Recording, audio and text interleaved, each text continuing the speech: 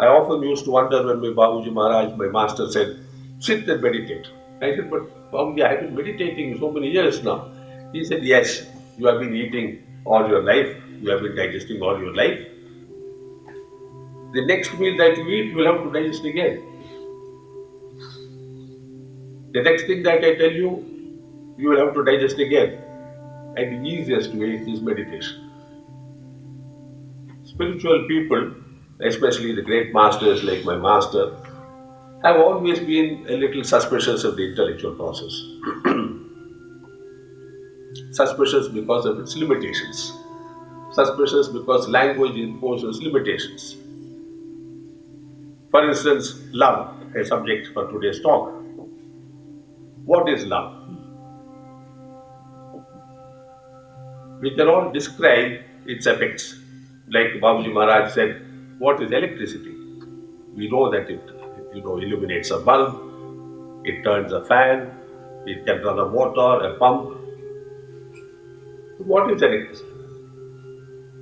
Similarly, love. What is love? Because here we are expected to behave. I say this in passing because our behavior in a hall like this is often very different, much more cultured, much more, shall we say, civilized than what it would be outside. This perhaps is a tragedy of the human situation, that we respond in different ways under different situations, even to the same person. Can love be such a response? Is it a response at all? My master was very emphatic. He said, love cannot be a response. Love is in you or it is not there. I was repeatedly hearing yesterday about the need to love and the need to be loved. In our understanding of the spiritual traditions of India, love is not a need. Love is a foundation of existence. On love rests everything else. We may or may not perceive the foundation. Nevertheless, it is there. So, when we don't see it, when we don't perceive it, when we just go about saying God is love, have you ever felt this love? Because you can't see love, like you cannot see the air, you cannot see sunshine. It's a well-known fact of science that what you see and what you call light is light reflected off something. If there was no object, you would not see light, even though the universe is full of light. So without an object, there is no light. The source may be there. All of you are familiar with this phenomenon that in a dark room with curtains drawn, but through a hole there's a ray of sunlight and the dust motes are brilliantly illuminated there. And you say, aha, there's light outside. So you see, love to be felt as a feeling, not as an emotion. An emotion, my master said, is somewhat suspect. Excuse me, I'm not talking in psychological terms. I'm talking in the terms in which my master taught me. And if you have any questions about this, you must address them to him. And he will refer you to his master and so on up the line, you see, perhaps to God himself. My master said emotion is to feeling as smoke is to fire. Fire is the real thing, and smoke is the irritating thing that comes out of a badly lit fire or out of firewood which is wet. You know, the ideal in energy conversion is to have smokeless fuel, 100% efficiency. So love, bereft of emotion, works miracles. That means that if there is love in the heart, like light, it must not be seen, it must not be perceived, but it must be felt by somebody else. We don't have to go on saying, I love you, I love you, I love you, ad nauseam, you say, through all eternity. In fact, the more we speak about love, like spirituality, the less we know about it. So my master said, this love is inherent in our being. It is not something we have to create.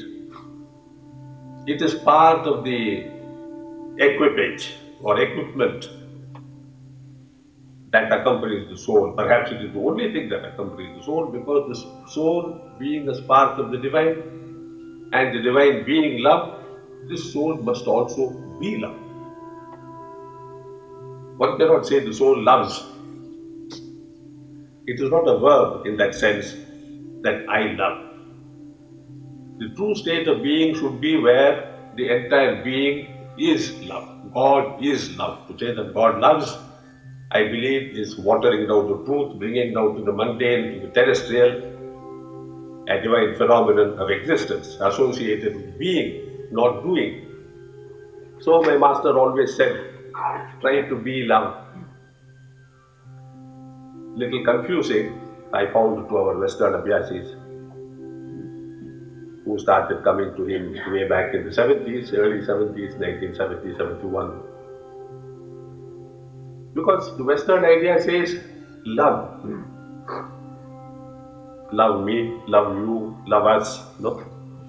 But here is an old man sitting in the center of a dirty city, hardly educated, who says, be love. You can say, be happy, but how to be love? Then when he was asked, how do you do it? He said, meditate. Because as I said, and I repeat, there is no question of creating love in us and ourselves. It is a question of uncovering the love that is flooding our hearts, but which has been covered under layers of ignorance and of fear.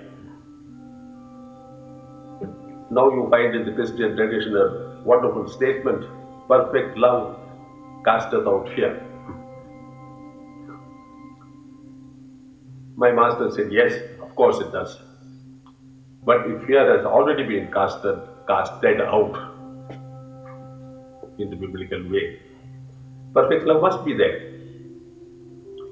So we cannot wait for perfect love to develop and then it will cast out fear, because that will never happen. Our job is to remove all fear, eradicate fear from the heart by sitting in meditation, by doing the cleaning that is prescribed in this system, progressively, day after day, meditation after meditation. And we are able to perceive not that we are less afraid than we were before, because there is no question of comparison, but that we are more open to people, that we are more responsive to situations and to needs of others,